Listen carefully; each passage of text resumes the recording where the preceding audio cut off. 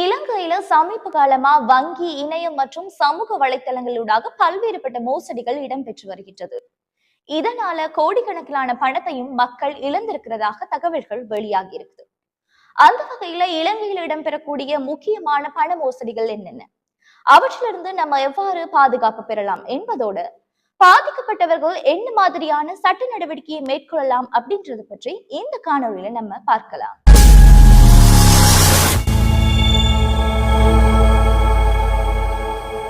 முதலாவதாக bank OTP மோசடி. சிலர் தங்களை வங்கி அதிகாரிகள் அப்படின்னு சொல்லி உங்களுக்கு தொடர்புகளை ஏற்படுத்தி உங்களுடைய ஏடிஎம் கார்டு நம்பர், பின் நம்பர் போன்றவற்றை இலகுவாக பெற்றுக்கொள்றாங்க.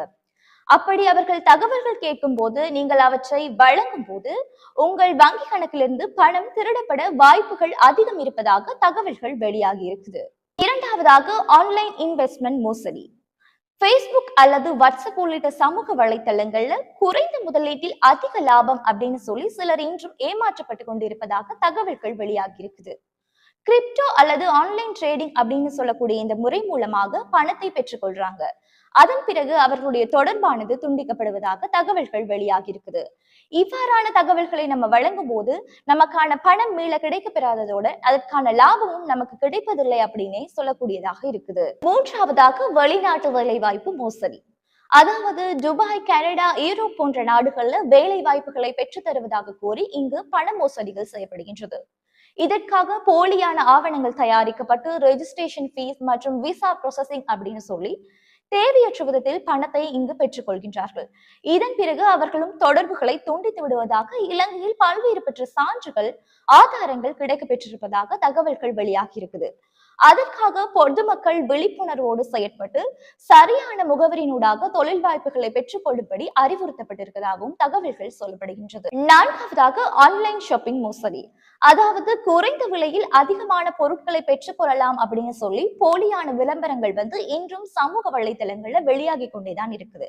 இவ்வாறு Facebook, வாட்ஸ்அப் மற்றும் இன்ஸ்டாகிராம் ஆகிய பதிவுகளை பார்த்து மக்கள் முன்கூட்டியே பணத்தை வைப்பிலிடுறாங்க.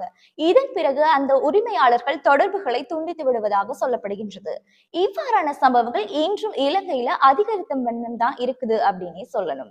பிளாக்மெயில் அல்லது நிர்வாண பட மிரட்டல் அப்படின்னு சொல்லப்படுகின்றது. அதாவது சமூக வலைத்தளங்கள்ல நட்பாக தொடர்புகளை ஏற்படுத்தி அதன் பிறகு வீடியோ கால் செய்து பணம் கேட்டு மிரட்டுவதாக தகவல்கள் வெளியாகி இருக்குது. இவ்வாறான விடயங்கள்ல பொதுமக்கள் மிகவும் அவதானமாக செயற்படுமாறு போலீசாரும் மக்களுக்கு அறிவுறுத்தலை வழங்கி இருக்கிறாங்க. இவ்வாறான பல்வேறுபட்ட மோசடிகள் இன்றும் இலங்கையில அதிகரித்து கொண்டேதான் இருக்குது. இவ்வாறான நேரங்கள்ல பொதுமக்கள் எவ்வாறான நடவடிக்கைகளை பின்பற்றலாம்? அதாவது உங்களுடைய ஓடிபி அல்லது பாஸ்வேர்ட் போன்றவற்றை நீங்கள் பிறருக்கு தனிப்பட்ட ரீதியில் பகிர்வதை தவிர்த்து கொள்ளுமாறு கேட்டுக்கொள்ளப்படுகின்றீர்கள். மேலும் உங்களுடைய சுய புகைப்படங்கள் அல்லது வீடியோக்களை சமூக வலைத்தளங்களில் பதிவிடும் போது அதற்கான உரிய செட்டிங் வகைகளை செய்து நீங்கள் பதிவிடும் போது அவை தவறான முறையில் பயன்படுத்துவதை நாம் தவிர்த்து கொள்ளக்கூடியதாக இருக்கும். மேலும் SMS, Facebook, வாட்ஸ்அப் மூலம் வரக்கூடிய சந்தேகத்திற்கிடமான லிங்க் வகைகளை கிளிக் செய்வதை தவிர்த்து கொள்ளுமாறும் கேட்டுக்கொள்ளப்படுகின்றீர்கள். அத்தோட வங்கியில் யாருக்காவது பண பரிவர்த்தனை அல்லது ஆன்லைன் டிரான்ஸ்பர் நீங்கள் செய்யும் போது அந்த நபருடைய தகவல்கள் சரியாக இருக்கிறதா என்பதை ஒரு முறைக்கு இருமுறை சரிபார்த்த பின் பண பரிவர்த்தனை செய்வது சால சிறந்தது என்றும் சொல்லப்படுகின்றது.